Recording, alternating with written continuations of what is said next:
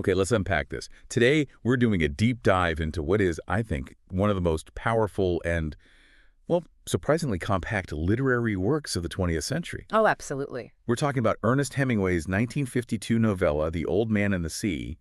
For a piece of writing that's so, economical you can read it in the afternoon, the cultural weight it carries is just staggering. It absolutely is. And when you look at the sources, the context around this work, its immediate success is maybe the most crucial thing to understand. This short novel, it came out at a really critical time for Hemingway. It was an instant bestseller, sure, but more importantly, it immediately started to redefine his place in the literary world. When you say redefining, you mean it delivered, like, the ultimate honors, right? Precisely. The impact was so fast, it wins the Pulitzer Prize for Fiction in 1953, which is already monumental. Of course. But if you connect that to the bigger picture of his career, this novella was the definitive factor. It was the proof, really, that led to him being awarded the Nobel Prize in Literature just a year later, in 1954. That's just an astonishing achievement.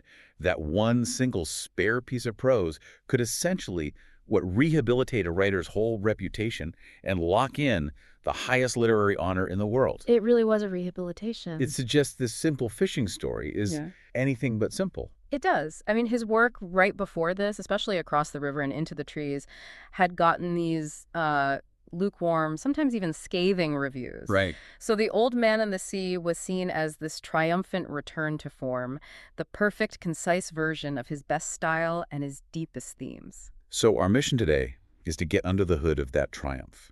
How did this story about an aging fisherman in a 3-day struggle capture these universal ideas of dignity and existential struggle? We want to give you the shortcut to understanding the complex machinery that's working just beneath Hemingway's famous spare writing style. Let's start right at the beginning then with the man himself, Santiago, the aging Cuban fisherman.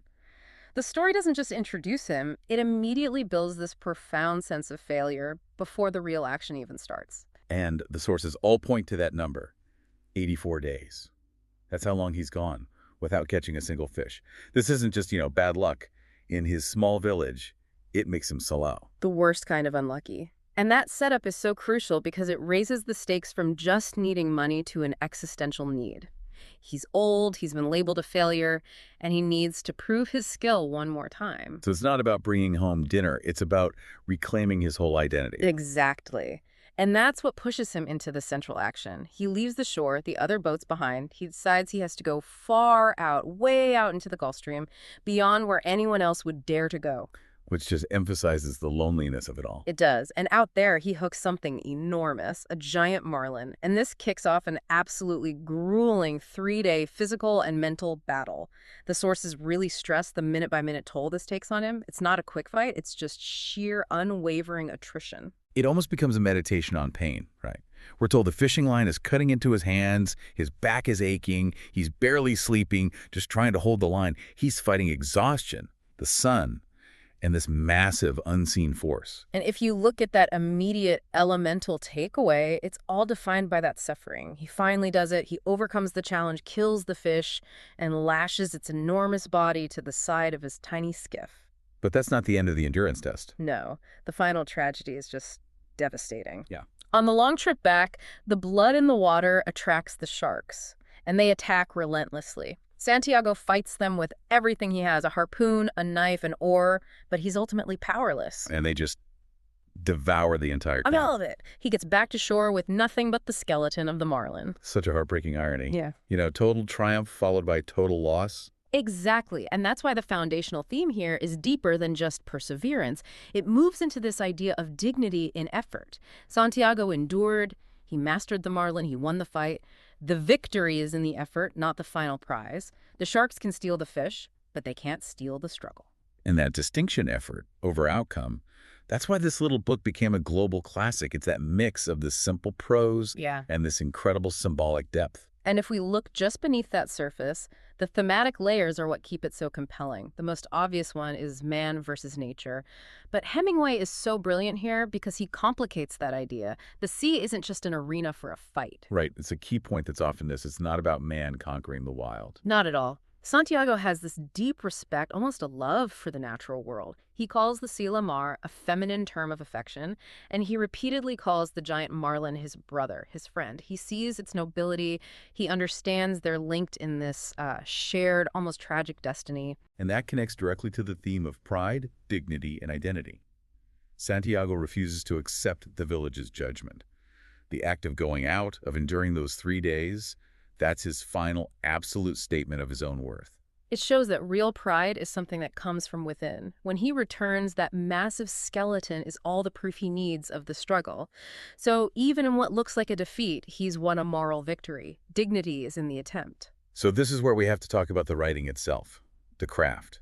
Yeah. How does he manage to load so much emotion and philosophy into such direct, simple sentences? He's not giving us long internal monologues or anything. And this is the moment to bring in the core of Hemingway's craft, the iceberg theory. Explain that for us. Well, the theory basically suggests that a writer should only show the visible tip of the iceberg, the surface action, the dialogue, the other 7/8 of the meaning, the emotion, the history, the psychological weight. That all remains submerged. It's invisible, but it gives the whole thing its power and structure. So when we read a simple line like, "The old man was back in his shack and asleep," on the surface, it's just a fact. Right.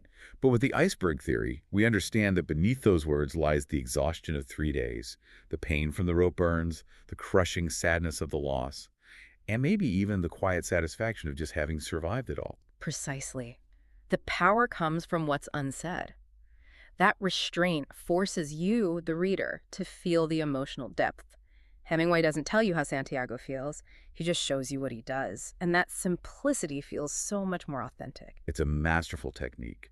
The story feels so immediate, but its resonance is almost limitless. A first-time reader can just enjoy the story of a man fighting a fish, but a scholar can unpack the existential weight of every single sentence. And moving into that symbolic layer, this is what really elevated the work for the Nobel Committee. The simple plot becomes this dense meditation on the human condition through a few really powerful symbols. Let's break those down. The 4 key players here. We have to start with the marlin. It's so much more than just a big fish. Absolutely. The marlin represents a noble, worthy challenge. It's the perfect opponent. Santiago doesn't hate the fish. He honors it. The marlin's sheer scale and beauty are what makes Santiago's struggle meaningful. It suggests that if you're going to fight, make sure your opponent is worthy of your effort. Okay, so if the marlin is the noble opponent, then the sea, la mar, is the indifferent universe where the test happens. The sea is the indifferent cosmos. It's vast, it's beautiful, but it is totally unconcerned with human suffering or desire. It isn't evil, it just is. It tests Santiago's resolve, but it offers no judgment, no reward. And then come the forces that show up at the worst possible time. The sharks. The sharks represent chaos, destruction, the arbitrary cruelty that can destroy success. They're predatory and ignoble, a sharp contrast to the marlin. They highlight how fragile our achievements are. You can win the battle, but there are always these external forces ready to strip the prize away. And finally, Santiago himself, the old man who has to face all of this. He becomes this figure of quiet courage, of an unwavering refusal to yield. He represents a specific philosophical idea that human dignity is inherent. It isn't something you get from success. His journey becomes a universal story for facing adversity. It's really no surprise that this kind of layering, so simple on the surface, so philosophically heavy underneath, has led to so much scholarly debate since it was published. Yeah, the critical consensus is, well, it's split. Many critics, especially at the time, called it Hemingway's absolute masterpiece, the purest distillation of his style and his themes, the moment he proved he still had it. But there is a counter-argument, isn't there, that maybe the symbolism gets a little too obvious. Correct. The other view is that The Old Man and the Sea is almost too symbolic, that it leans a bit heavily on allegory, which some find less subtle than his earlier work. They'd say the tip of the iceberg is maybe a little too big this time. But wherever you land on that debate, the cultural impact is just undeniable. This story is still a staple in literature classes all over the world. Its influence is immense. It resonates because it's a story about persistence that speaks to everyone, whether you're dealing with a personal loss, a huge project at work, or just an overwhelming goal. That image of Santiago refusing to quit is a permanent part of our culture now. So to bring this all together, we started this deep dive with the idea that a very short book won Hemingway the Nobel Prize. And we found it's because it perfectly fused a minimal plot with this extensive symbolism. The real story is about finding dignity, not in the reward, but in the tenacity it takes to just fight the long, lonely fight. And maybe to leave you with one final thought to mull over, consider that central lesson, that the effort can matter more than the result. Think about a time in your own life where you pursued a goal, a big project, a creative endeavor, where the catch was ultimately lost to the sharks, to those external forces you couldn't control. Hmm. Where did you find that deep personal meaning that came purely from the perseverance, from the execution of the effort itself, even if the outcome wasn't what you'd hoped for?